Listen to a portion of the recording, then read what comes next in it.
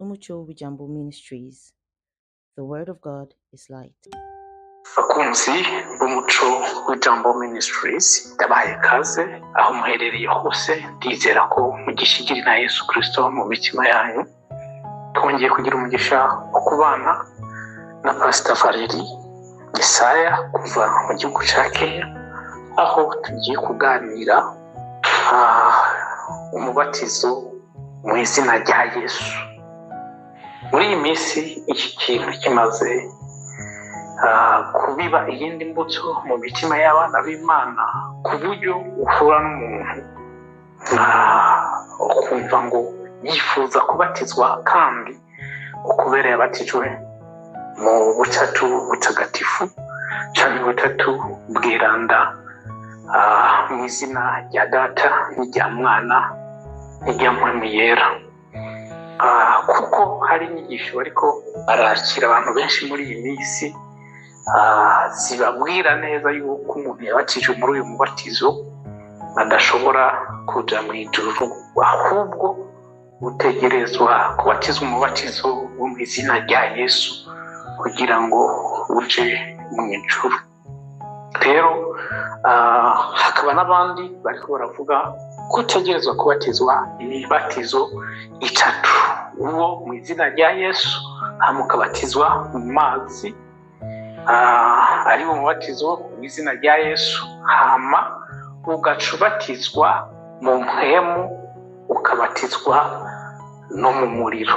Rero ivyo ni ibintu biriko biracanga abantu benshi cyane kubera izo nyigisho. Rero uyu munsi nifuje ko twoganira kuri bino bintu kugira ngo ufashe abo bamaze kumva izi nyigisho cyane n'abantu bamaze kuzakira, nabo bariko bariyumvira ngo basubiremo kugenda kubatizwa, babatizwe mu izina rya Yesu, ubatizo babatijwe ubutatu butagatifu kuko utemewe. Rero mbere yuko twakira Pastori Valeri, reka dushime Imana tumushimye kuri uyu munsi mwiza duhaye. Imana turasaba mu izina rya Yesu Kristo kugira ngo ntimugire abane natwe muri kino kiganiro kuva gitanguye mpaka giheze. Imana ndakwinginze kugira ngo uvugane natwe, twishurire Imana, hishurira umukozi wawe Pastor Valeri, Umwami Imana agiye kubana natwe muri kino kiganiro kuva gitanguye mpaka giheze. Ndasenga kugira ngo umuhemu w'ubwenge amubeko mu izina rya Yesu Kristo.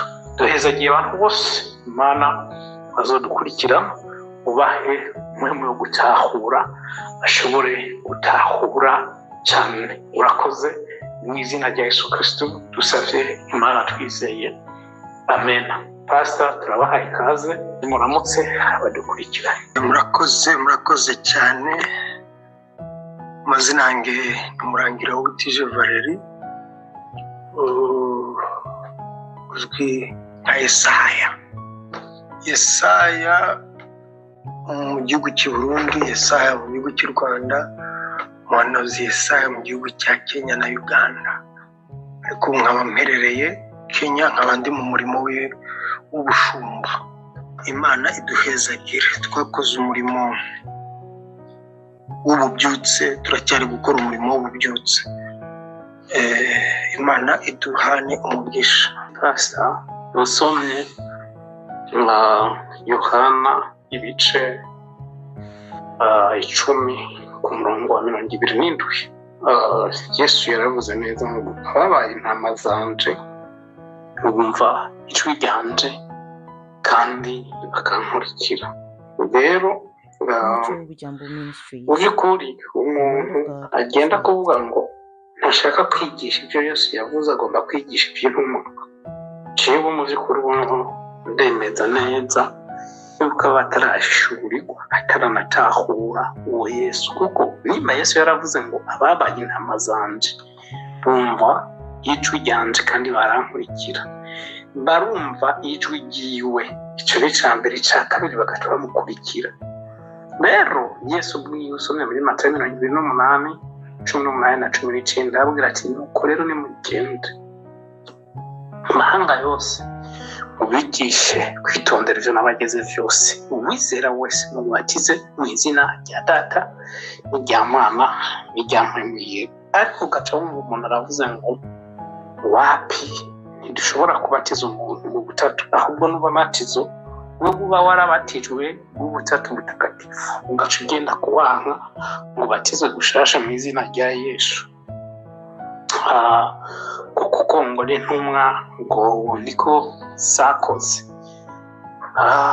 Mu by'ukuri icya mbere ubaye umuntu ukurikira intumwa ukurikira Yesu. Icya kabiri, mu by'ukuri sinumva aho n'abo bantu uri kurabatwara, kuko Yesu nk'uko yabivuze neza ngo bumva ijwi ryanje kandi barankurikira. Nimba uri kurumva ijwi rya Yesu ukamukurikira n'abantu uriko urabatiza muri ubwo butatu, uri kurabatwara mu nzira uri kuracamo yo gukurikira Yesu. Ariko nimba utari kurakurikira Yesu uri kurabatwara mu yindi nzira n'ubuzimire.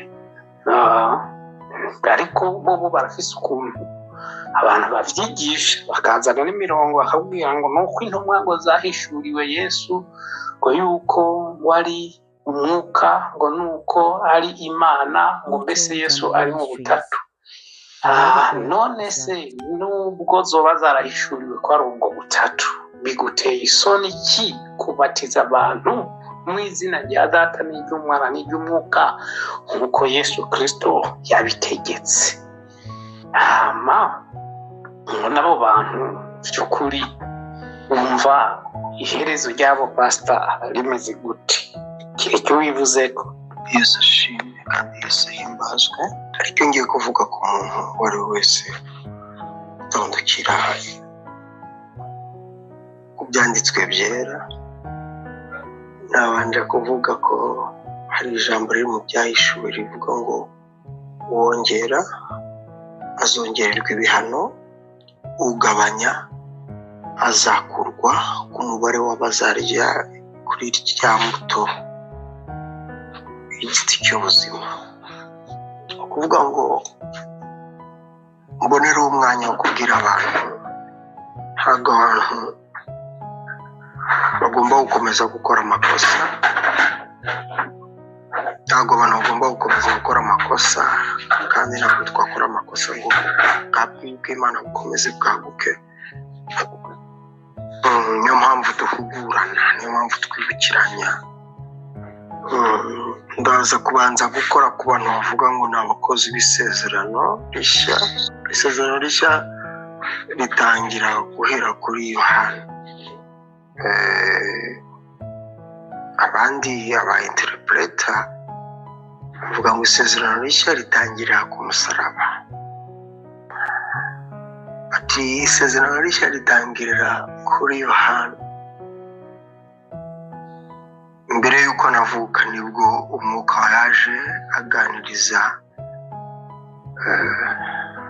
umusaza ariwe papa wa Yohana, arambwira ngo uzabyara umwana kandi uzabyara umwana w'umuhungu, azitwa Yohana Umubatiza, kuko ari we uzaza gutegura inzira y'umwami Yesu Kristo. Ubwo nibwo tuba dutangiye sasa gutegura inzira yo kuvuka kwa Kristo no kubaho no kubana nawe, byose bikaba ari isezerano rishya. Kuko umwuka w'Imana yatangiye kugendagenda, kandi na Mariya yakira isezerano rishya ry'umwuka wera. Umwuka wera azakumanukira. Ubundi isezerano rishya rikubiye ku kintu cyitwa umwuka wera. Abandi bakavuga ngo isezerano rishya rikubiye ku maraso yamenetse i Gologota. Amaraso yamenetse i Gologota ni amaraso y'isezerano. Reka mbemerere rishya, ariko n'ubundi ni amaraso yamenetse mu isezerano rya kera, ahubwo Yesu ahinduka intama. Ubwo twabifatanya n'igitabo cy'Ibyahishuwe, kuko habonetse umwana w'intama usa n'uwatambwe. arangije gukatwa ijosi. Ibyo ni igitabo cy'ibyahishuwe. So aba interpreta babi ntabwo bazi ko isezerano rishya ari umwuka wera, kuko Yesu yaravuze ngo ndagiye nzabohereze ibyo noneho data yabasezeranyije. uvuga ngo ikintu cyazanye Yesu gucungura umuntu, navuga ko byari biri muri gahunda y'Imana mu isezerano yuko Imana izaducungura, ariko isezerano ryari riri muri Yoweri, riri muri Yesaya, uvuga ngo nzasuka umwuka wanjye ku bantu bose. Iryo ni ryari isezerano. Yesu rero nawe aravuga ati rero ni byiza ko ngenda kugira ngo mboherereze ibyo data yabasezeranyije.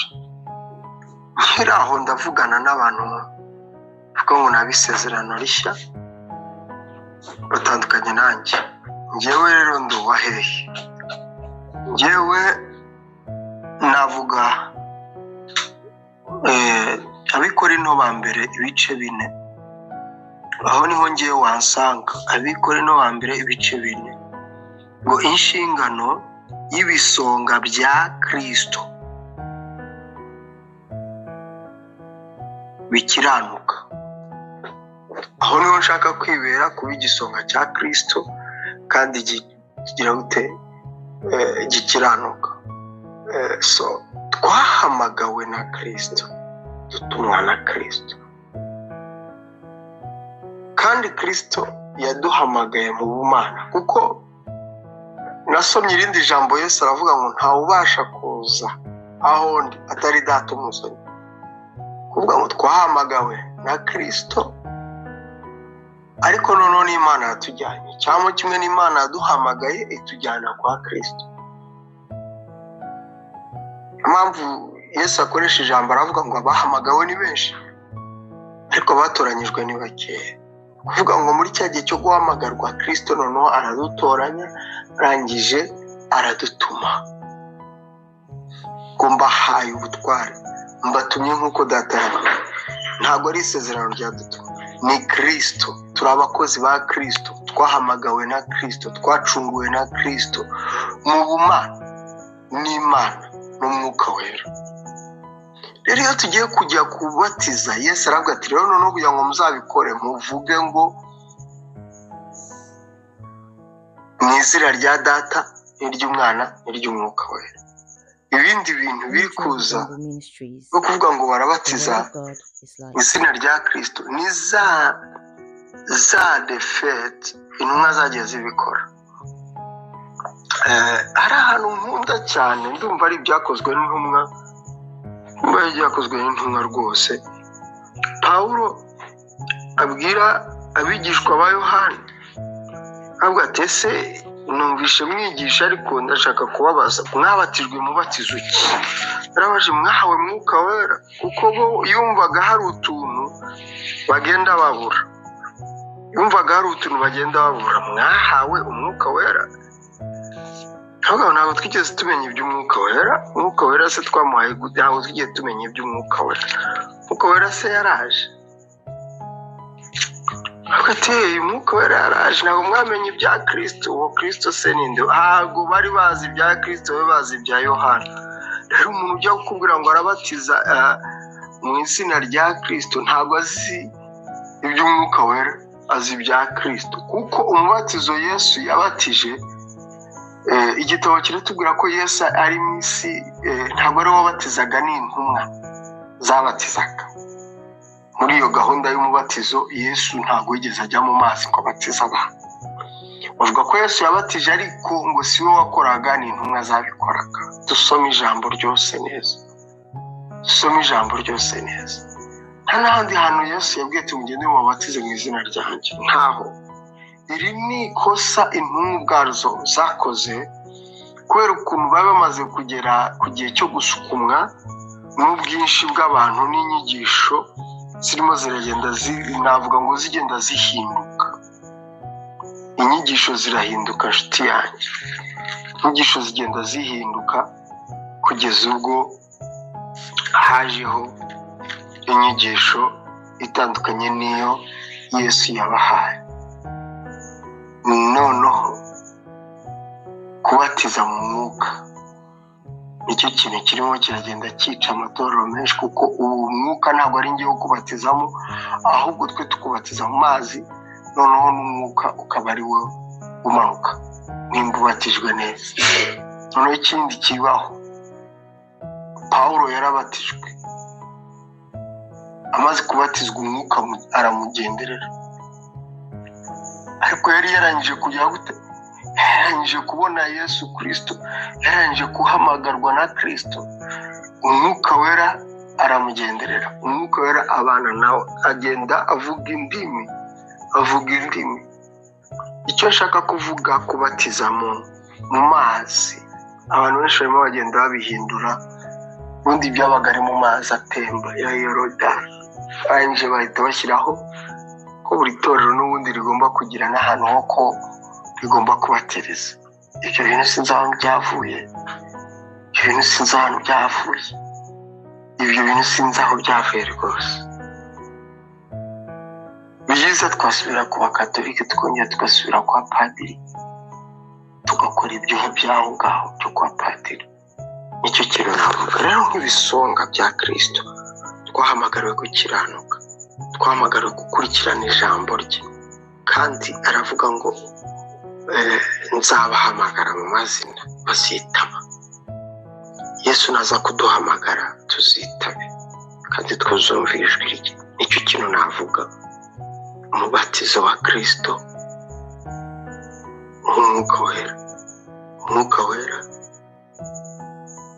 ni wo w'umuriro, kandi uwo mubatizo ntabwo ari umuntu ubatiza, ni uwa Kristo, bitewe n'ubusabane bwawe na Kristo, bitewe n'urwego Kristo agushakamo, bitewe n'ukuntu umwizeye, arakuzuza kandi ukaba mu mahoro. Hari ikintu gikomereye abantu bo muri iki gihe, kirakomeye cyane kandi kirakomeye kubasha kumva. Umuntu wagerageje kwandika neza, nawe akandika nk'uko bivuze, nta kuntu umuntu yaba yarabatijwe umubatizo, kwibira no kubizwa mu mazi bakamubwira ngo asubiremo amagambo, akayasubiramo agahamanya n'umwuka mu buryo bw'ubutatu. Turanga ubutatu cyangwa kubivuga ubutatu, hariho abantu bashaka kubipinga kubera habaye inyigisho nyinshi zo gupinga ubwo butatu. Akavuga ngo mujye mubatiza mu izina rya Data n'Umwana n'Umwuka Wera. Ndashaka dukore ikigereranyo cy'ukuntu Natani yabatije Ananiya yabatije Pawulo. Pawulo ni umukozi w'Imana wari umaze gutoranywa ko agomba kuzakorera Imana. Amurambikaho ibiganza, yari amaze iminsi 3 atarya. Aje kumurambikaho ibiganza, icyo ni igitabo cy'ibyakozwe n'intumwa ibice 9. Amaze kumurambikaho ibiganza, ahubwo arahubuka. Arangije aramuhagurutsa, amubwira ukuntu Imana yamutumye, amubwira ukuntu Imana igiye kumukoresha. Arangije aramubwira ati haguruka ubatizwe. Arabatizwa. Umubatizo Pawulo yabatijwe ni nkawe nawe urabatijwe mu izina rya Data n'Umwana n'Umwuka Wera, ariko kumanajinga wa mwuka no gukomeza kuba muri wa mwuka nicyo kibazo. Kuko umwuka niwo ubasha gucagura ati ahantu hagiye kuvuka umwana umeze gutya. Icyo ndakivugaho n'indangiza, nongere mvuge ku bintu nagerageje kuvuga ariko sinabasha gutanga imirongo.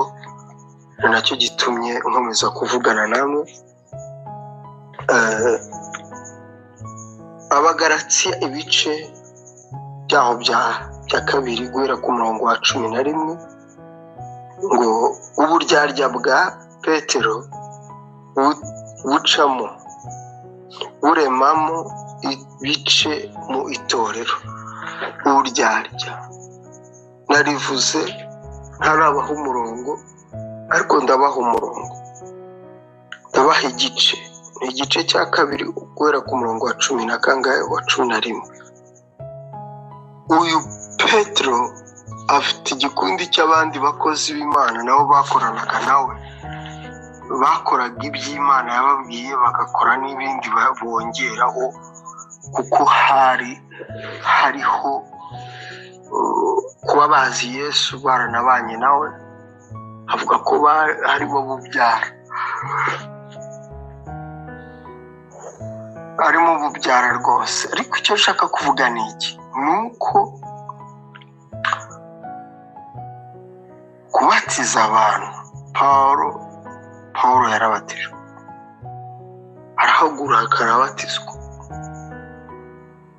rwose, kuko Imana yamutoranyije kuba umwe mu bagomba guhamiriza Imana. Dufite ikibazo cy'abatagomba guhamiriza, cy'abadahamiriza Imana, cy'abadafite nibura icyo Imana yabakoreye. Iteraniro rikarinda rirangira nta n'ikintu bumvishe, nta n'ikintu bagaragaje ko bafasha mu mutwe wabo. Kubera iki? Kubera ko Satani yarabahumye amaso, bahuma n'imyumvire yabo irarwaye, abafatisha ibindi bintu bitandukanye n'ibyo Yesu yasize avuze. Impamvu nkoresha igitabo nanone cya Pawulo nuko hari aho yageze aravuga ngo ibi ndabibabwira ari njyewe, ibi ndabibabwira ari umwuka. Yagerageje kuba umuciye bugufi wo gukoreshwa. Ikindi kintu navuga, Pawulo yaravuze ngo njye nubatse ku rufatiro, kandi urwo rufatiro ari Kristo. Ni ukuvuga ngo buri muntu wese wubaka arebe neza uko yubaka, ntaze gufata ku rufatiro rutari urwa Kristo. Ni ukuvuga ngo umuntu agerageje kubaka kuri Yesu, arangije nawe uraje wubaka hejuru ye. Ntabwo uzi imbaraga yakoresheje yubaka, ariko iyo wubatse etaje ntuyikorere imibare igakomeza izamuka idafite fondasiyo yo kuzamuka, bya bintu bishobora kuguhirimaho. Ariko icyo ntago kwifuriza muri uyu mugoroba wa none ni uko abasha kujya gute, Imana itubabarire kandi Imana itugirire neza, Imana idushoboze, tutabasha kurengera, ntiturengere, ntidukore ibyo tutakagombye gukora, dukore ibyo Imana ishaka kandi ishima. Ntubake hejuru y'undi muntu wubatse.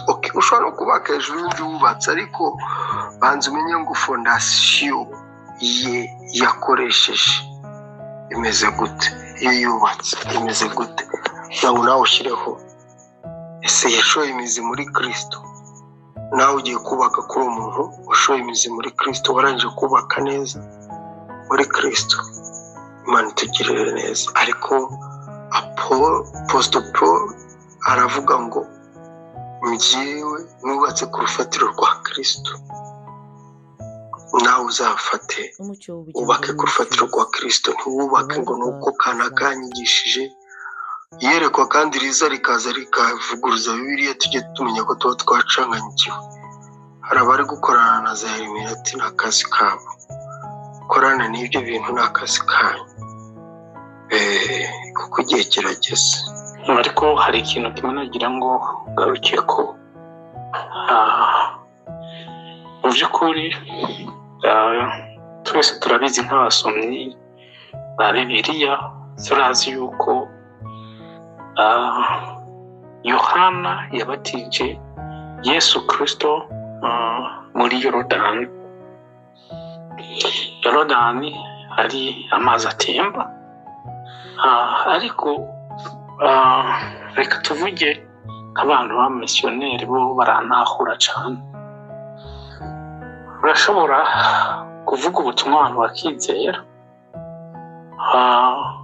kandi aho hantu ataruzi ruhari cyangwa ikiyaga. mu by'ukuri nta yandi mahitamo bahari ko babatiza, urababatiza mu mazi yariyo yose aba hari. Kumbure niho haciye haza bino vyiyumviro vyo gushiraho amapisine, amadini amwe amubona abafise amapisine babatirizamwo abantu, kandi aho baba bari haba hari n'ayo mazi menshi, ico kiyaga canke urwo ruzi. Nico nagira ngo mvuge. Je ndibaza nta kibazo na kimwe gihari iyo amazi ari amazi menshi, kiretse y'amazi makenya amwe akujocotereza ku mutwe, kuko ujya mu batizo ntawo tubona muri Bibiliya. Mu by'ukuri uriko uraraba aba bantu bariko barabatiza uyu mubatizo, ni ukubitondera cyane rwose, kuko mu by'ukuri ntawuzi impwemu yinyegeje inyuma yabo. Kubera iki? Je ndabona neza umubatizo bariko barabatiza ni nka kurya umwana bavutse ugaca ushaka ko atambuka canke atangura kurya ivyo kurya bimeze gute, bikomeye, kandi akiruye umwana. Uti kubera iki mvuze ibi? Kuko uravye neza hajya wavuze Pawulo yababajije ngo ni umubatizo kimwe ababatije, baramwishuye ati ni umubatizo wa Yohana. Carabwira ati reka umubatizo wa Yohana ni uwo kubabarirwa ivyaha. Haca arababatiza mu izina rya Yesu, ariko naho bivuze yuko babatwaye mu mazi, babimbiza mu mazi, kandi ubwa kabiri umurabatijwe mu izina rya Yesu ngo muce mwakira mpwemu yera. Wapi? Kubatizwa mu izina rya Yesu, impamvu navuze yuko aba bantu nivyo baba bariko barakora, bameze baba bashaka yuko abantu baba bameze nk'umwana akivuka ashikira kujya kuvyo kurya bikomeye. Nuko umubatizo wa Yohana ari umubatizo wo kubabarira ivyaha, ikimenyetso cerekana neza yuko wamaramaje, wihanye, wahindutse, wabaye uyundi muntu, wabaye icaremwe gishasha, wemeye gupfana na Kristo ukazukana nawe. Hanyuma mu nyuma sasa umubatizo wo kubatiza mu izina rya Yesu ni umubatizo wande wa mpwemu yera. Bakagusengera ukakira uwo mpwemu yera, kandi uwo mubatizo nta nguvu ziba zirimo. Nciye nibuka umuntu ari aho yaterana ku abantu bavuye mu ndimi ku nguvu, ariko si uko bimeze, si uko bimeze. Rero ibi bintu bitonde, bitonde kabisa, kuko iminsi tugezemo hari ijambo cyane nkunda rivuga ati bakundwa ntimwizere impwemu zose. Niko Yohana wa mbere yabivuze, tariki izo mpwemu muzipime ko ziva ku Mana. Rero ntimwizere inyigisho zose, ibiza byose vyera si isukari n'umunyu urera, hari n'amahomo yera n'ibindi. Bisaba kugira ya mpwemu yo kurobanura impwemu ziba ziriko zirakoresha abantu. Ikintu kibabaje ni iki kimwe numvise, sinzi pastor kumbure wogira ico kivuzeko. Baravuze neza ngo umuntu yabatijwe mu izina rya Data n'irya Mwana n'irya mpwemu yera. Izina rya Data n'iry'Umwana n'irya Mwuka Wera, uwo muntu ntashobora kuja mu ijuru. Sinzi nimba hari ico wovuga kuri ivyo bintu, ariko jewe ndizera neza nubwo wowe utabatijwe, ndakubwiza ukuri ko ico kitokubuza kuja mu ijuru. Ikintu kizotuma abantu bataja mu ijuru ni iki? Kutizera umwana w'Imana, kutizera Yesu Kristo, kutamwakira.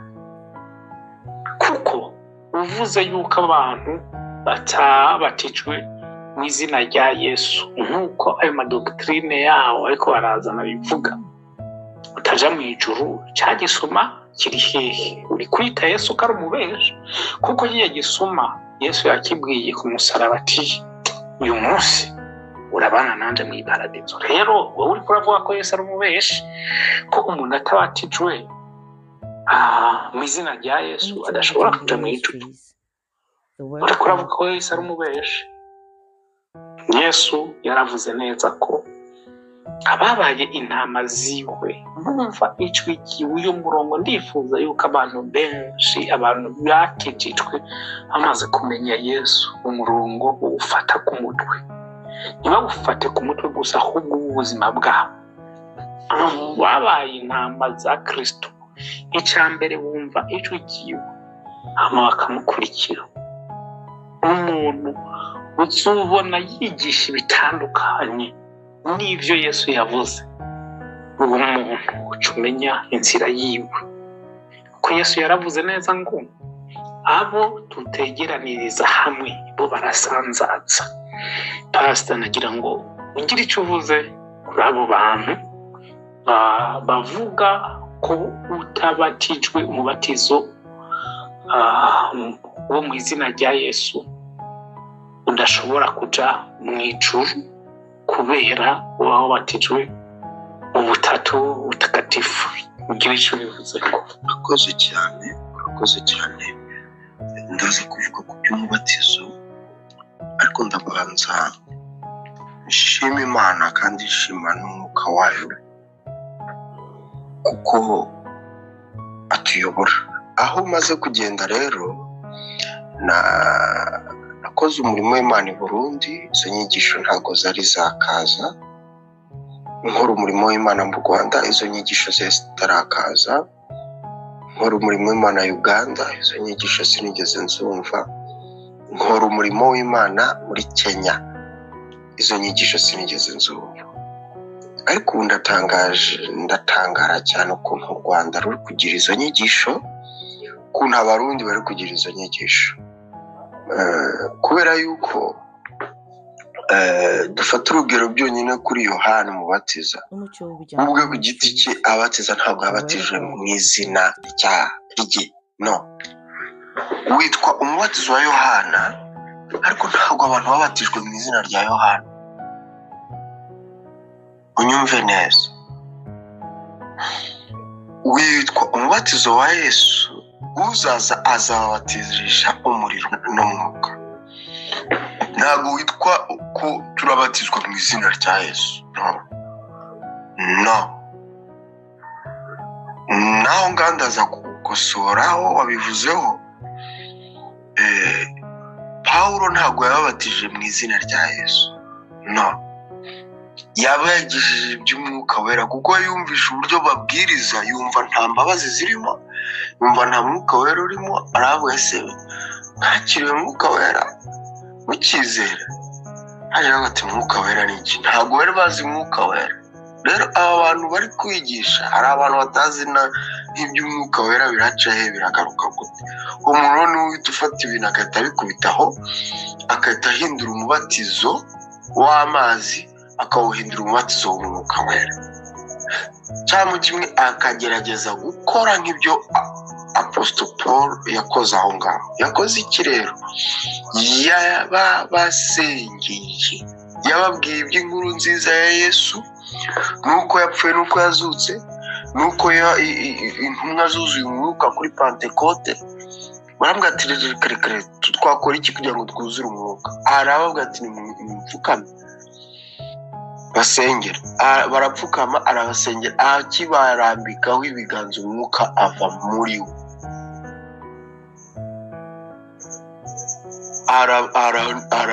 Barahanura. Ubundi ibijyanye n'umwuka no kuzura umwuka bikurikirana n'ubuhanuzi, bikurikirana n'amahereko, bikurikirana no gukora ibitangaza, bikurikirana no kubwiriza ubutumwa ushize amanga. Umwuka wera icyo adushoboza ni icyo: gutsinda ibigeragezo, kurwana intambara. Umwuka wera ni imbaraga itangwa n'Imana. na Yesu yaza kuba ari uyitanga abaravuze ati mujye muvuga ko mbahari, mujye muvuga ko ari njyewe.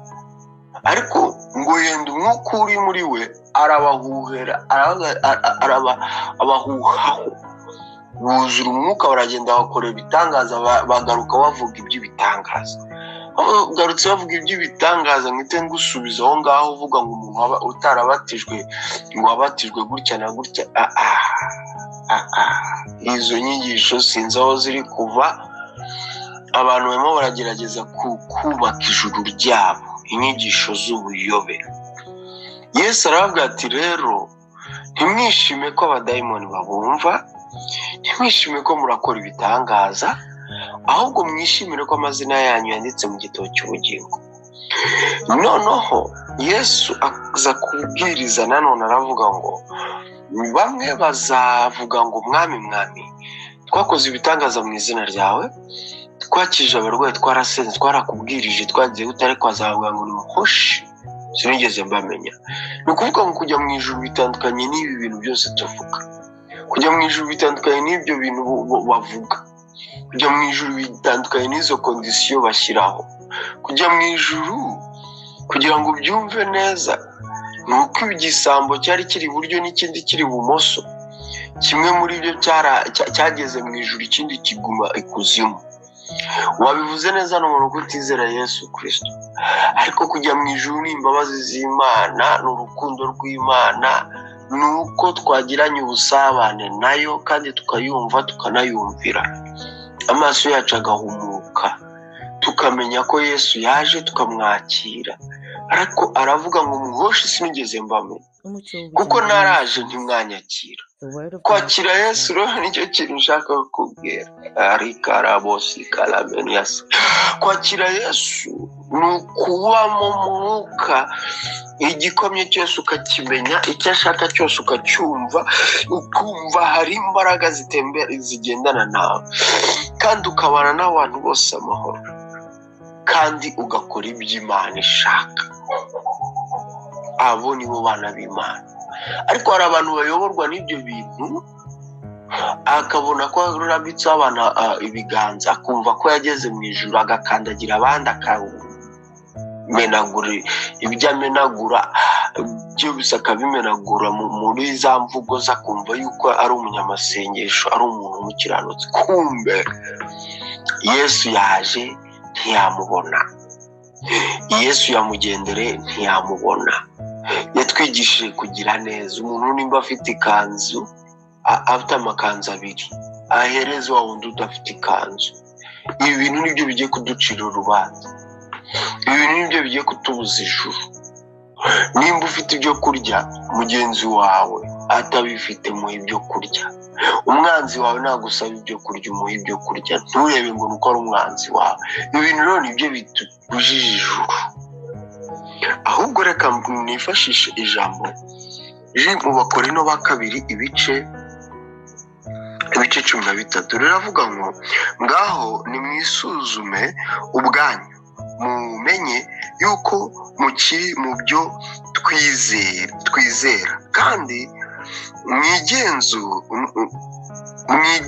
mwigerageze, mbese ntimwimenya kandi ntimuzi yuko Kristo ari muri mwe. Ni ikibazo.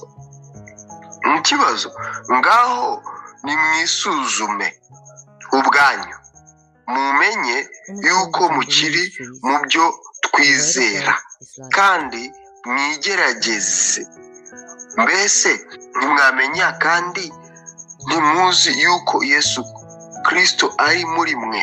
Ni ikibazo. Ngo keretse ahari mubaye abagawa, kugawa, umugayo, keretse mubaye abagawa. Mwisuzume. Ntabwo ari umuntu uraza kugusuzuma, ni wowe uraza gusuzuma. Navuze ngo ijambo ry'Imana ni ukuri. Navuze ngo ijambo ry'Imana ni ryo tugomba kubona nk'itabaza ritumurikira. Iri jambo ryamurikiye Dawidi. Umuntu yisuzume arebe ko akiri mu byizerwa, umuntu yibare arebe umunsi nakoze bingahe, umuntu yimenye, umuntu amenye urwego agezemo, abone kurambikaho ibiganza abantu, abone kumva yuko agiye gukiza abarwayi, abone kumva yuko hari igitangaza kigiye kumubonekamo. Ibi nibyo bintu duhamagarirwa, ibyo nibyo bintu duhamagarirwa. Ndongera nguhe nanone Abakorino ba kabiri ibice 7 umurongo wa mbere. Ibi ni ibintu nakubwira ngo aho nagusomeye nyuma Abakorino ba kabiri ibice 13 umurongo wa 5, ndagusomera mu Bakorino ba kabiri mu ibice 7 umurongo wa mbere ngo nuko bakundwa ubwo dufite ibyo byasezeranyijwe twiyezeho imyanda yose y'umubiri n'umutima, tugende twiyejejeho rwose kubaha Imana, tugende twiyejejeho kubaha Imana. Ni ukuvuga ngo twiyese imyanda yose y'umubiri n'iy'umutima. Ni ukuvuga ngo dufite ibintu bibiri biri kugonga ivugabutumwa, biri kugonga umurimo w'Imana mu gihugu cy'u Rwanda, mu gihugu cy'u Burundi. Ntabwo ushobora kubitinya. Turimo turagendera mu gicucu cy'ibintu by'amafuti, turimo turagendera mu gicucu cy'ibintu bifite nk'ahantu bitegurirwa ahandi twebwe tutazi, nta yerekwa dufite. Ariko ndashaka ngo nkubwire ngo weswe, umubiri wawe weswe. Umubiri wawe ni urusengero rw'Umwuka Wera, kandi nanone umutima wawe wezwe, kuko umutima wawe niwo ubika ibintu byinshi, niwo ubika ubugome, niwo ubika kugambana, niwo ubika irari, niwo ubika ibintu. Ntabwo ari ukuvuga ngo uzajya mu ijuru ngo kubera yuko ngo wabatijwe ngo umubatizo wa Yesu. No. Yesu yabwiye Nikodemu ngo ntawe ubasha kubona Data atabyawe bwa kabiri. Kubyarwa bwa kabiri ni iki? N'amazi n'umwuka. Siko noneho mugiye kugira nk'aho mudasoma ibyanditswe. Usiko ngiye hari ahantu ngera nkumva noneho ahubwo njyewe menya ahubwo narataye ubwenge. Narataye ubwenge kuko mwebwe mufata ibyanyu. Abantu b'iki gihe bari gushaka inyigisho zabo, abantu b'iki gihe bari gushaka inyigisho zihanye n'irari ryabo, abantu b'iki gihe bari gushaka gufata ibintu tutazi aho batoraguye bakabishyiraho. Ni hehe Yesu hagaragara ko yabatije umuntu mu izina rye? Ni hehe Yohani yabatije umuntu mu izina rye? Siko ibintu noneho bitangaje. Ariko Yesu yaduhaye formule, aravuga ngo mubatize abantu mu izina rya Data n'Umwana n'Umwuka Wera, ni ubutatu butagatifu. Ninde umuntu uzi yuko koko tutazajya mu ijuru tutabatijwe gutyo? Noneho ngiye mubwire ngo Yesu yabwiye Nikodemu yuko atazabona ubwami bw'Imana atabyaye bwa kabiri. Kubyarwa bwa kabiri ni iki? Ni ukubyarwa n'amazi, no kubyarwa n'umwuka.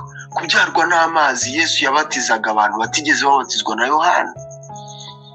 Umubatizo wa Yohana nta gucika. Niyo mpamvu Yesu yabajije abafarisayo, ese muremera umubatizo wa Yohani wavuye ku Mana cyangwa umubatizo wavuye ku bantu? Abafarisayo babura icyo basubiza. Ese uwo mubatizo kubera icyo uri gukurwaho? Kuki uwo mubatizo uri gukurwaho? Kuki uwo mubatizo uri gukurwaho? Abantu babaye abatagatifu se? Abantu babaye noneho ko nta byaha bagira? Ariko Bibiliya iratubwiye ngo nimwisuzume, murebe ko mugihagaze, murebe ko Yesu akiri muri mwembe. Kuko Yesu ukuri ntabwo arwanya ijambo ry'Imana. Yesu ukuri aravuga ngo naje kubikomeza, naje gusohoza ibyanditswe. Imana iduhana umugisha.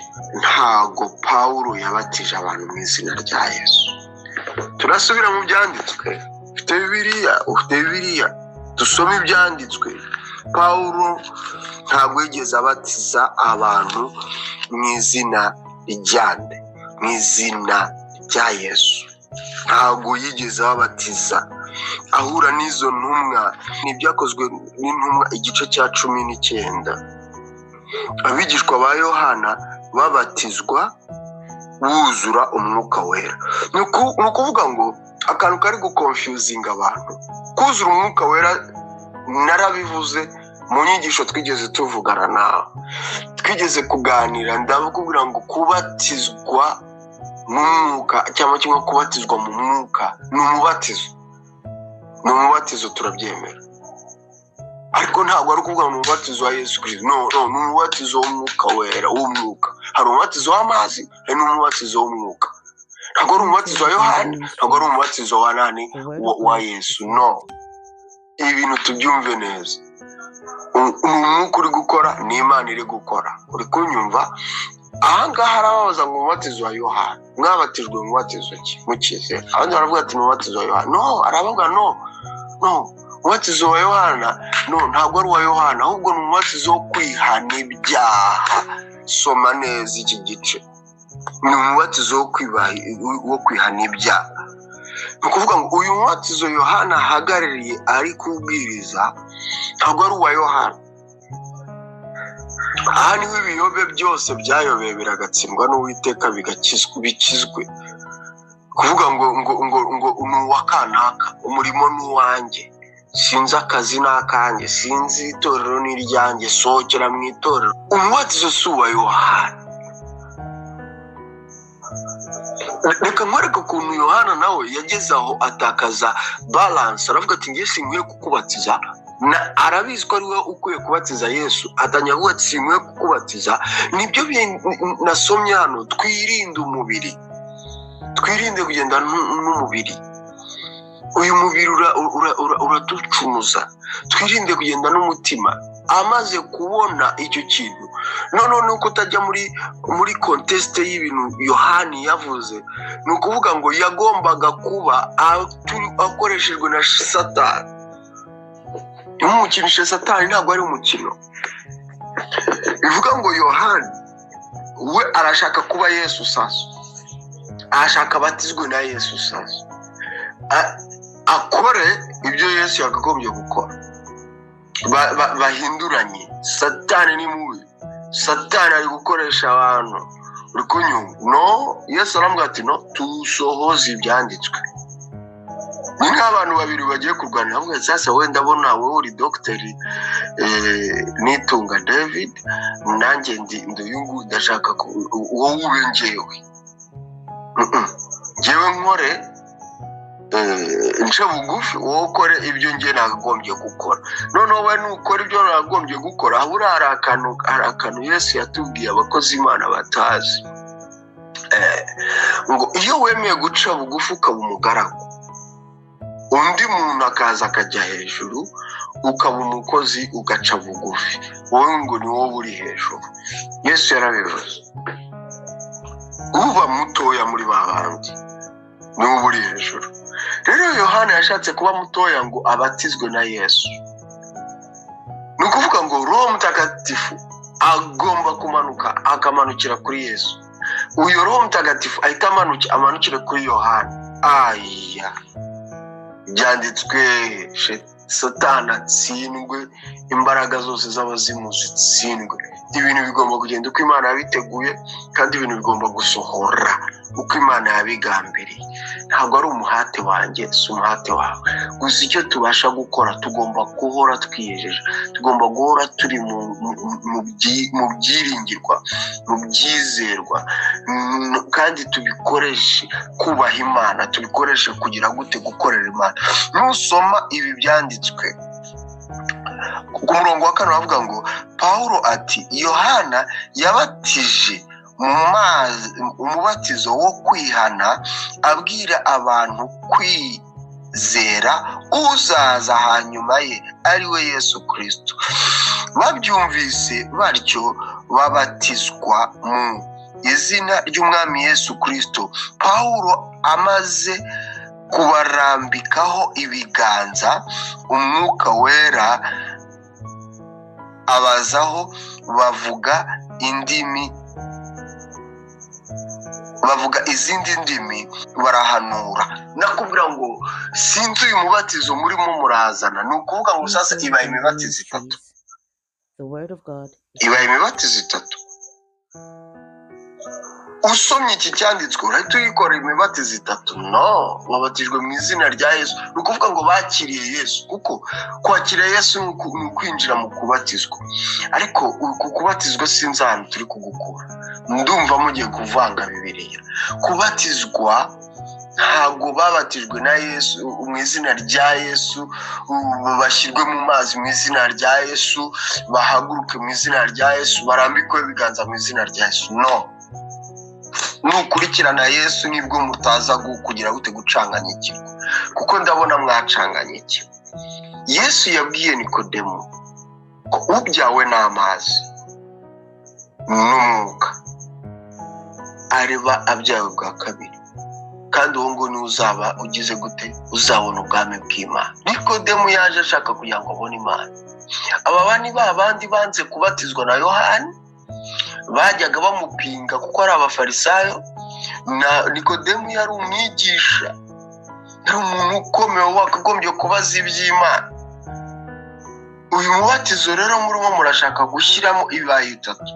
Babatijwe umubatizo wa Yohani, n'abigishwa ba Yohani bahagaze neza, bagiye kubatizwa nanone mu mazi mu izina rya Yesu, bahita babatizwa nanone barambitsweho ibiganza, buzura umwuka wera. No, imibatizo ibaye itatu. Imibatizo ibaye itatu. Rwose ibyanyu sinabikurikirana, gusa ndumva mugiye gucanganyikirwa, kuko ngewe uko mwacanganyikiwe ntabwo ariko nzacanganyikirwa. Bibiliya iravuga ngo mugume uko mwahamagawe, mugume uko mwahamagawe. Umubatizo wa Yesu noneho bivuga ngo ugiye kuba nk'ababandi ntibari abadivantisite, babatizwa uko bakoze icyaha bakabatizwa, uko bakoze icyaha bakabatizwa. Iyo mibatizo kuko mwakabyaramwe. Yesu we, Imana itugenderere rwose. Imana itugenderere, kuko nimba hari ikintu Yesu yavuze ngo cyica ni inyuguti. Inyuguti irica. Inyuguti irica. Inyuguti irica, kuko nibimera gutyo ntabwo tuzigera tuba abakiranutsi. Tuzaho dukora icyaha tugende tubatizwe, dukora icyaha tugende tubatizwe. Byose ni ibiki? Umubatizo wa Yesu Kristo, cyangwa kimwe mu izina rya Yesu Kristo. Iyi nkuru ukuntu yumvikana, abantu ntabwo baba barigeze bumva inkuru ya Yesu, abantu ntabwo baba barigeze bamwizera, ntabwo bamenye igihe Roho Mutagatifu yaziye. Kugira ngo tubyumve, n'abashaka kubyumva neza n'abazabyumva tubigeho neza. Arababaza ati, mwabatijwe mubatizo ki? Reka tuzamuke hejuru. Arababaza ati, mwahawe mwuka wera mutangiye kwizera? Ni ukuvuga ngo mwahawe mwuka wera mutangiye kwizera, kuko yasanze babwiriza Efeso, ahasanga abigishwa bavuga iby'Imana, ariko aravuga ati mwahawe mwuka mukizera, mutangira kwizera. Ni ukuvuga ngo ukuntu Yesu yabatijwe yuzuye umwuka, hari n'abandi bagiye babatizwa bagakora ibitangaza bikaba. Niyo mpamvu Yesu kumugereranya na Yohani hari abo byigeze kuyobera, avuga ati ariko se Yohani sinamwishe, Yohani njye namukase igihanga. Kubera iki? Yesu yahise akomeza wa mubatizo wa Yohani. Rakasibone kotameni asano. Ndashaka ko ibintu tubyinjiramo cyane, kandi ndaza kukwereka n'izindi verse zigaragaza ko Yesu yabatizaga, ariko si we wabatizaga, n'abigishwa babatizaga. Noneho rero niho hakomejwe ngo umubatizo wa Yesu. Wa Yohani umera nkaho uvuyeho, ariko Yesu ari gukora wa mubatizo w'amazi, yarangiza n'abigishwa be nibo bari kubikora, arangiza akase abantu bakuza umwuka wera. Kandi igitangaje ku gihe cya Yesu, ntago yigeze abasha guha abantu ngo buzure umwuka wera. Yabahaye umwuka baragenda abatuma muri ubwo butware n'ubwo bushobozi bafite umwuka wera, ariko bagarutse babaye nk'abandi bahita baba nk'abasanzwe.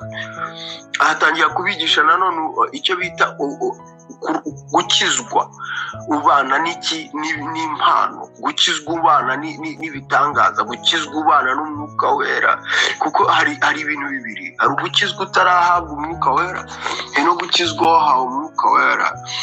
Ni ingendo zitandukanye. Ahubwo ati rero nimwishimire ko ibitangaza bikorwa, mwishimire ko muvuga mu ndimi nshya, mwishimire yuko muririmba abantu bagafashwa, ahubwo mwishimire yuko n'amazina yanyu yanditse mu gitabo cy'ubugingo.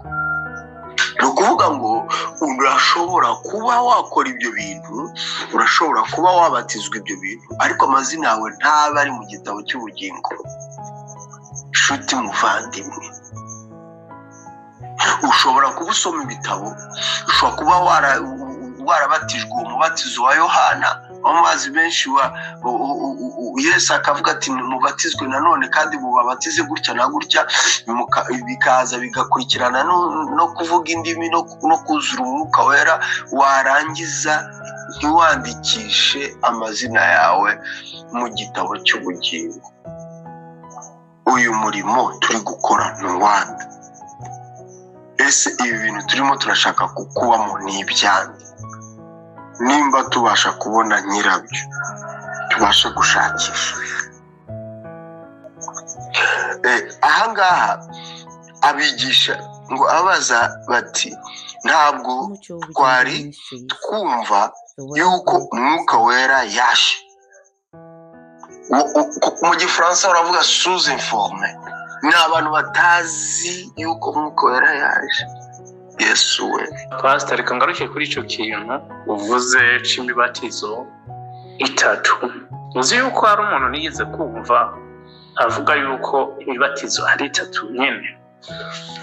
Umubatizo wo mu mazi ari wo bavuga ngo kubatizwa mu izina rya Yesu, hama ukabatizwa mu mwuka cyangwa mu mwemu, hama hagacaho uyundi wo kubatizwa mu muriro, kandi ngiyo yose ntikorerwa rimwe. Umwe urabanza ugakorwa, wavaho agacakorwa uyundi, uko maka imibatizo itatu iheze. Udafise iyo mibatizo itatu kuba ucyari umwana w'Imana. Ivyo naravyumvise kabisa, ariko mu by'ukuri wabivuze neza ngo izi nyigisho ntuzi iyo ziriko zirava. Izi nyigisho nanje kweri ziriko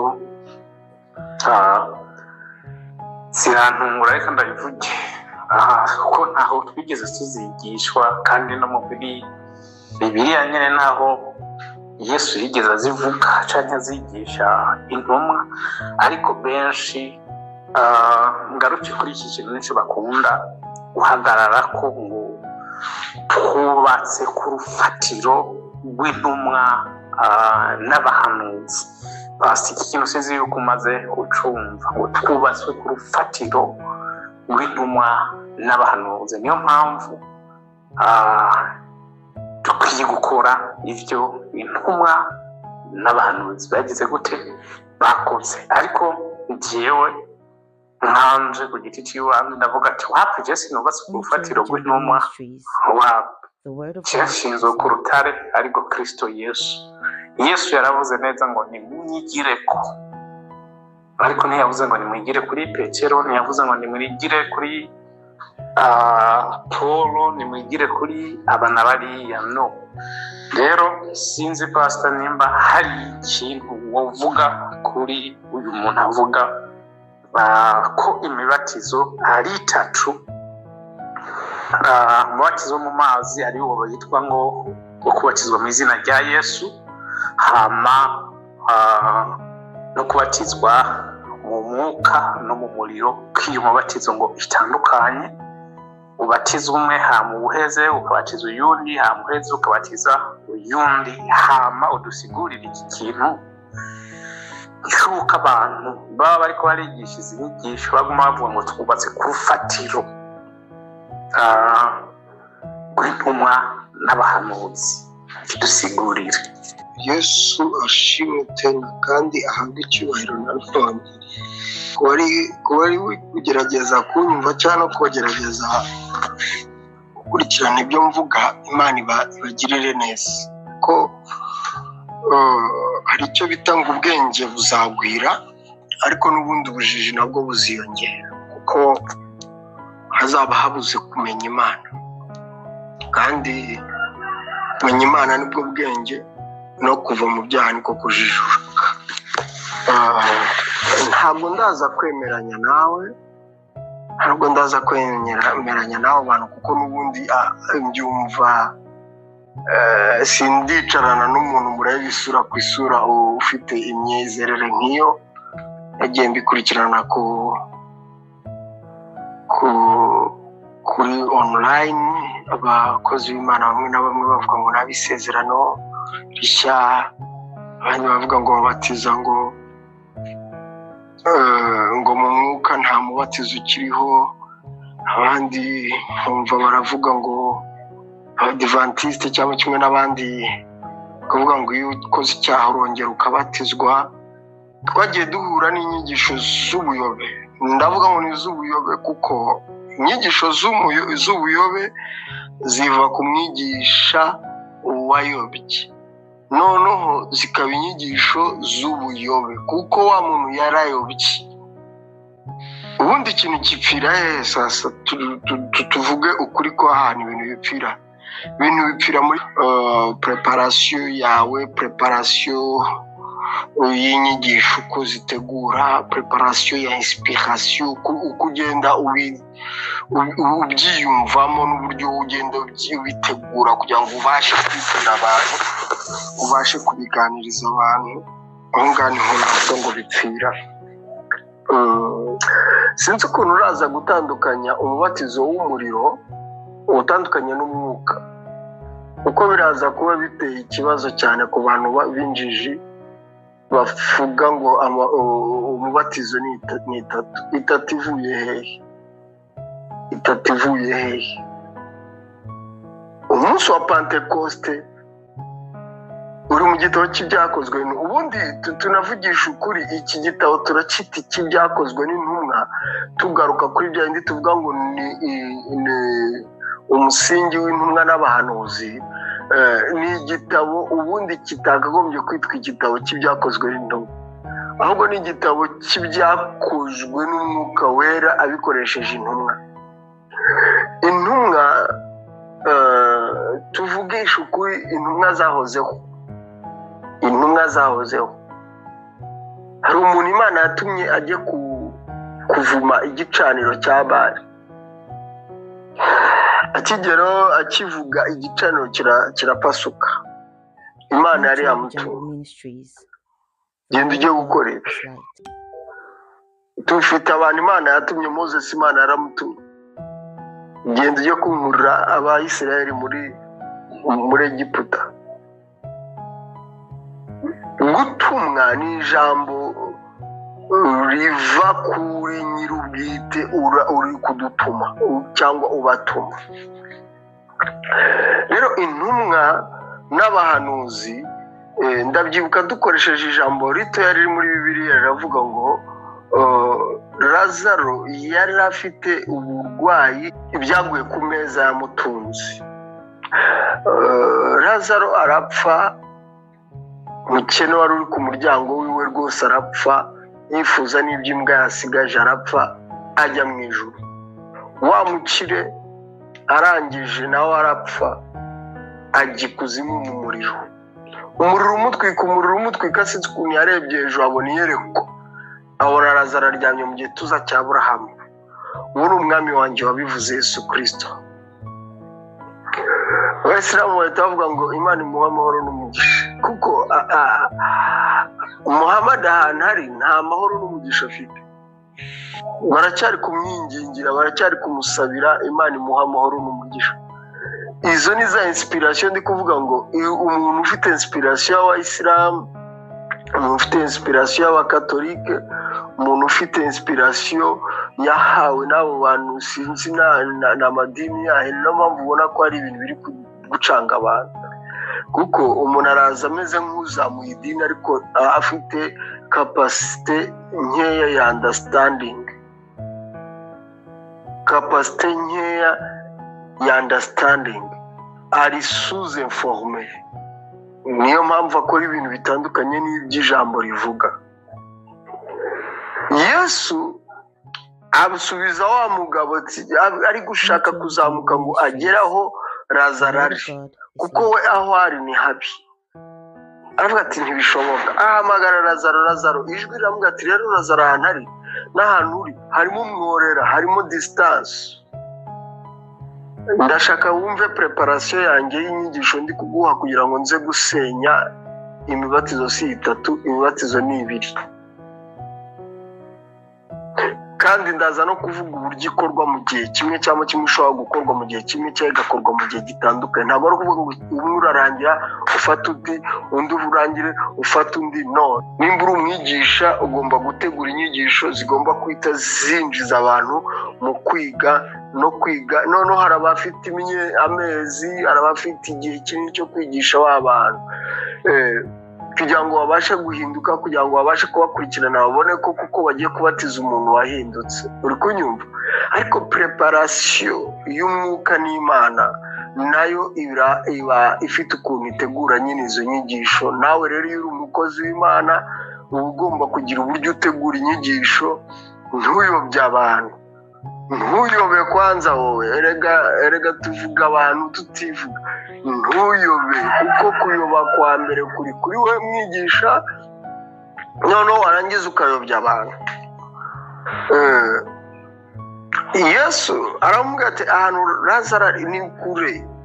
Noneho arangira aramubwira ati basi mubwire akoze amazi ntonyangirize ku rurimi kuko ndi gushya, ndimo ndumva mfite inyota. Arangije aramubwira ati ntabwo bishoboka. Aramubwira ati rero ni munzure genda mbwira abari hanze yuko ahantu ndi kujya ari habi, ntibahajye nanjye mbashe kugaruka. Yesu aravuga ngo ibyo byarangiye, bafite Mose, bafite n'abahanuzi babumvire. Uri kunyumva? So Mose yatumwe ku Bayisiraheli bari bamaze imyaka 600, ntabwo bari bazi Imana. Moses avuka ari uwo kugira ngo ababwire ubutumwa. Rero hari Imana yabasogokuruza. Imana irabashaka mujye kuyikorera, mujye kwiga kuyikorera, mujye kumenya iyo Imana. Twajya tubyumva koko, twajya twumva ko basogokuruza kera bagiraga Imana, none turateseka turahangayitse. Moses arababwiriza bagera ku rwego rwo kwemera. Yatangire kuri Farawo aramubwira ati ariko wowe sinkuzi, wowe Imana uvuga ni iyi. Abatangiye kumwereka ibimenyetso, undi atarazi ko afite, kuko yari yahawe n'Imana. Niyo mpamvu tugomba kumenya ngo intumwa n'abahanuzi baramera bati. Intumwa ibifitemo ubumana, noneho umuhanuzi aba afitemo ijwi ry'ubwo bumana. Ni ukuvuga ngo iki kintu nubwo turi kuvuga ngo turagendera ku ntumwa n'abahanuzi, ni ibintu bishobora gukorera muri wowe umwe, ukaba intumwa kandi ukaba n'umuhanuzi. Nimba koko ufite kumva ijwi ry'ugutuma. Noneho ikindi kintu turaza gukora, nkite nkora kubatizwa. Ubundi iyo twiga umubatizo tuvuga ko n'Abayisiraheli barabatijwe bava muri Egiputa binjira ku butaka bundi bambuka inyanja itukura. Bavuga ko aho hantu niho habaye umubatizo w'amazi, bava ku butaka bw'ubukoroni bwo gukubitwa, bwo guhangayika bw'ibyaha muri Egiputa, binjira mu butaka bw'isezerano. Barimo barakomeza urugendo rw'isezerano, bavuga ko ariho hari umubatizo. Noneho izo ni izindi nyigisho tuzigiyemo, tubona noneho itorero uburyo ryubakwa, kimwe uburyo Moses yubatse ihekaru, n'uburyo umwuka w'Imana wari uri kuri Moses. Imana yamubwiye ati ndenda umwuka uri kuri wowe ndawushyira kuri aba bantu. Ni ukuvuga ngo iyo ubaye ufite preparation nziza, witeguye neza, umwuka ukuriho uramanuka ukajya ku bantu. ntabwo mvuga ngo turaza gukora iby'intumwa, ariko ba bantu bari gukora bari hasi baraza gukurikira Imana, ntabwo baza gukurikira wa muntu. Ni ukuvuga ngo umwuka uri kuri Moses ni umwuka w'Imana. Imana irafata uwo mwuka iwushyire kuri nde ku bantu. Niwo mwuka Yesu yahaga intumwa zikagenda, yendaga ku mwuka umuriho akahaba. So turarebera ku ntumwa iki rero, cyangwa kimwe turagenzuza iki ibyanditswe byera. Umubatizo wa Yohana yari intumwa, atumwa gutegura inzira ya Yesu. Ariko Yohani n'ubundi Bibiri kongera ikamugereranya na Eliya, mwuka wa Eliya. Kubera iki Eliya yabaye umuhanuzi? Ni ukuvuga ngo umuhanuzi wundi aravuka akorera mu mwuka nk'uwa Eliya. Ntabwo ari Eliya wavutse, ni umwuka nk'uwa Eliya. Ariko turebye Yohana uburyo yakoze, ntabwo yigeze ahamagara umuriro nk'uko Eliya yahamagara umuriro. Yohana yageze n'igihe cyo gupfa no gukatwa ijosi, yibaza ati ese ni wowe Kristo cyangwa kimwe n'ubundi tudutegereze? Akibona ibyiringiro y'uko ashobora gufungurwa. Kumva ahantu yageze ntabwo azafungurwa. Umwuka wari uri muri Yohana ni umwuka w'Imana, wari uri muri Eliya ni umwuka w'Imana, wari uri muri Moses ni umwuka w'Imana, wari uri mu bakoraga umurimo w'Imana mu ihekaro wari umwuka w'Imana, wari uvuye kuri Uwiteka agabanya kuri Moses, kuko Moses yari ari full. Umwuka w'Imana umwuzura, akurwaho igice cy'uwo mwuka ujyanwa mu bagabo 70 barahanura. Tuze kuguma kuri iri jambo guhanura. So ikintu turi gusukumirwa rero ni iki? Aba bantu bari guhanura n'izi ntumwa barafasha iki? Baritegura. Iyo bitegura, Yesu yiteguye imyaka 30. Si ukukubeshya. Ku myaka 12 yari ari umwana uzi kuvuga ijambo ry'Imana, uzi kumenya ko ngewe nkwiriye kuba mu nzu ya data, kuba mu batambyi. Ariko wibuke, Yesu ntabwo yari umwana uvuka ku mutambyi, kubera yuko yavukiye kuri Bikira Mariya, kuri Mariya nande na Yosefu. Ntabwo ari abana b'abatambyi bamurera, abo bamureze. Yosefu amurera ntabwo yari umutambyi, bari abantu basanzwe.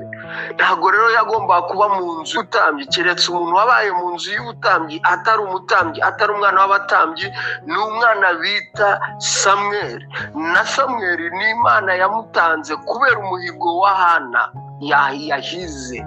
Umwana w'umuhungu nzamuguturira abe umutambyi imbere yawe. Nicyo cyatumye Imana yimura ubutambyi, ibukura mu muryango w'abatambyi, ibuha umwana wavukiye ku gicaniro, umwana w'isezerano, umwana w'umugisha, aribyo tuvuga ngo Yohani yari umwana w'ubutambyi.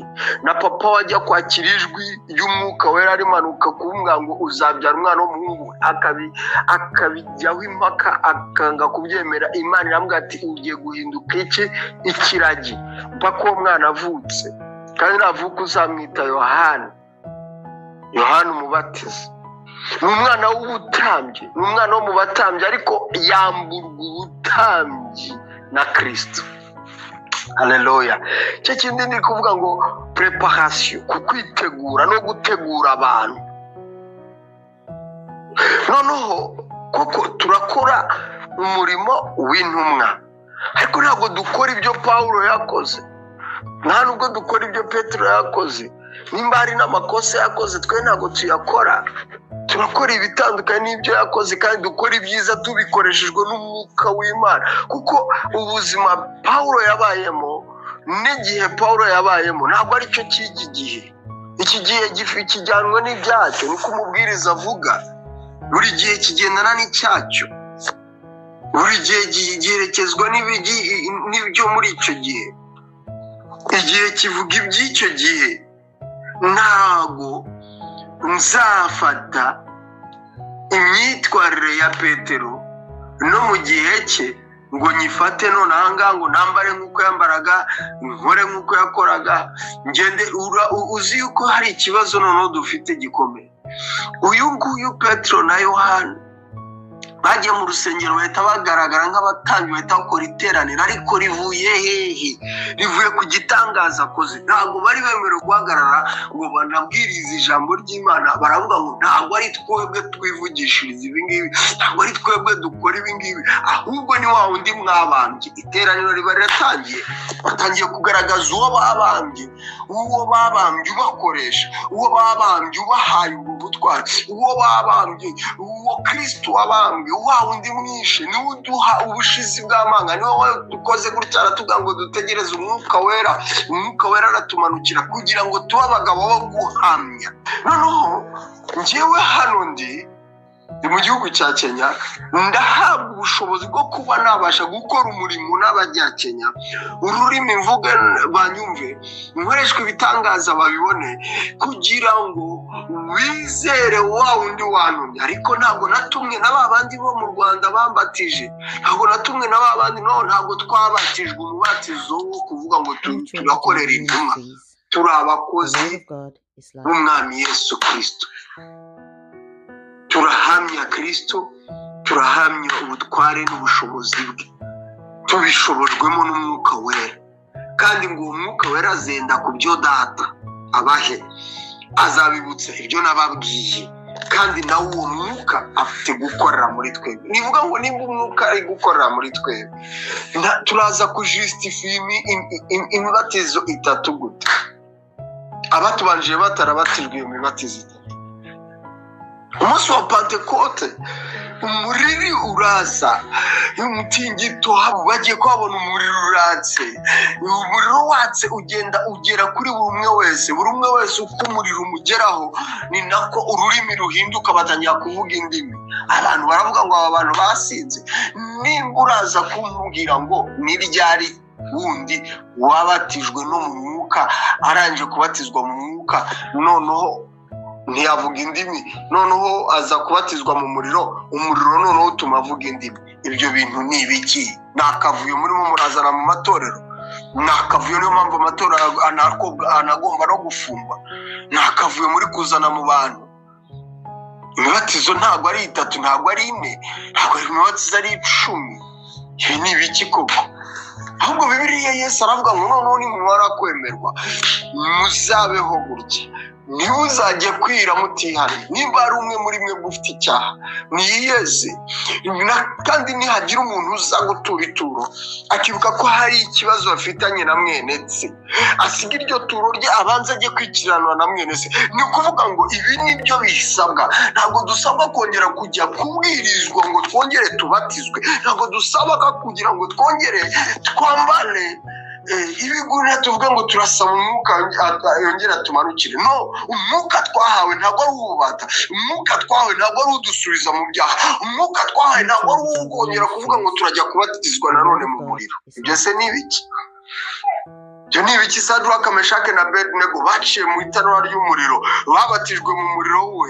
Ariko ndagira ngo mbwire ngo umwami yaravuze ngo uwo ndi kubona wa kane uri kumwe nawe arasa n'umwana w'Imana. Ni ukuvuga ngo ibi turi kuvuga hari abantu batabyumva. Kubera iki? Barareba mu maso bakavuga uriya arasa n'umwana w'Imana, ntabwo babona ko ari umwana w'Imana. Akorera muri wowe, agendera muri wowe, urangije kumuhamya agucisha mu muriro. Agucisha mu muriro kandi imiriro iratandukanye. Ntabwo ari ukuvuga ngo bazacana itanura hariya, ntabwo ari ukuvuga ngo bazaca. Ibintu nciyemo hano muri iki gihugu cya Kenya birasa n'umuriro. Kubera iki? Muri njye harimo umuriro, muri njye harimo umuriro, harimo imbaraga y'umuriro, harimo imbaraga y'umuriro. Uwiteka Imana atuganirize amanywa na nijoro, atwigishe, kuko harimo abantu bakeneye kwiga, harimo abantu bakeneye kumenya ubwiru bw'Imana. Imana iduhana umugisha, kandi ndabizi mbarimo ideni ry'inyigisho zivuga ubwiru, ariko aho ngaho niho ubona abantu bacangagiye kubera byabaye ubwiru, byabaye ibintu bihishwe, ariko bihishwe ku bantu batabasha kwakira umwuka wera, umwuka w'Imana, nibwo bibaye ubwiru. Ariko twebwe twabiherewe kubibona no kubyumva n'amatwi yacu no kubibonesha n'amaso yacu. Kandi abashimire pastor ku siguro muri ko muradanga umuntu afise umutima wo kumva canke no gutahura azotahura, ariko udafise umutima nyene wo kumva no kumenya ukuri bizoca mu gutwi kumwe biserukiye mu kundi. Reka ndagushimire, ariko imbere y'uko duheza kino kiganiro cacu, niki ushikiriza abo bantu bigisha inyigisho zimeze z'uko abantu bakwiriye kubatizwa mu izina rya Yesu? Niki woshikiriza mu bantu bigisha izo nyigisho z'umubatizo yuko hari imibatizo itatu? Mbese niki woshikiriza abo bantu bamaze kwizera izo nyigisho? Niki woshikiriza abo bantu bamaze kwizera iyo mibatizo? Murakoze cyane. Navuga ijambo Yesu yavuze ngo umwigishwa ntaruta umwigisha, kandi umwigishwa iyo yigishijwe neza ahinduka umwigisha. Iyo umwigishwa yigishijwe neza, yateguwe neza, ahinduka umwigisha. Noneho rero muri ubwo kwigisha no kwigishwa, aho ngaho navuga ngo tumenye ko hari abantu bakunda indamu, hari abantu batareba inyungu z'ijambo ry'Imana, hari abantu badashaka ukuri kw'Imana ko kugaragara. Navuga ngo dusubire ku isoko nk'uko nababwiye, icyo bita kwisuzuma, tukareba ko tukiri mu byo twizeye, kuko abantu bagenda bahindura imyizerere, bakavuga ngo ni iyerekwa ryaje, bakagira ngo ni umuhamagaro waje. Kumbi wa muntu turi kuvuga ko ari iyerekwa ryaje n'umuhamagaro waje yarangije gutandukira ubushake bw'Imana. Gutandukira ubushake bw'Imana ni ukuvuga gute cyane? N'iki? Ni ugukora ibitandukanye n'ibyo Imana ishaka. Ntabwo abakozi Imana bagiye bavuguruza uko Moses yayoboye abantu akabageza hagati, niko Joshua yaje akabayobora akabageza mu gihugu cy'isezerano. Kandi Imana igategekamo Joshua ko amagambo yo muri icyo gitabo agomba kuba mu kanwa ke, ntakabure mu kanwa ke. Ni ukuvuga ngo turakora ibyo abatubanjirije, ntabwo dukora ibyo twibwira cyangwa ibyo dutekereje byose mu ijambo ngo tubikore uko tubitekereza. No, hari umurongo ntarengwa. Kandi nabwira n'abigishwa bagerageze nabo gushakisha kumenya, kuko nyuma y'uko umwigisha kwigishije, nawe utangira kumenya n'ibindi, ukagira ibindi wigishwa n'umwuka ubwawo. Dusenge umwuka twigisha, dusabe umwuka wihishurira no kumenya. Imana iduha n'umugisha. Ndumva ari icyo ngicyo nababwira. Sawa, Imana ibarinde. Murakoze cyane pastor, reka tubashimire ku kiganiro cyiza twagiranye, n'inyigisho nziza n'ubusobanuro bwiza mushoboye gushyikiriza ababikurikira. Noneho no gushimira umuntu wese yabanye natwe muri kino kiganiro. Ufise icyo ubaza pasitori ku bijyanye no kubatizwa mu izina rya Yesu cyane ubutatu butagatifu n'ubutatu bweranda, murahawe kaze. Ariko mantere mwongera ko murahawe kaze.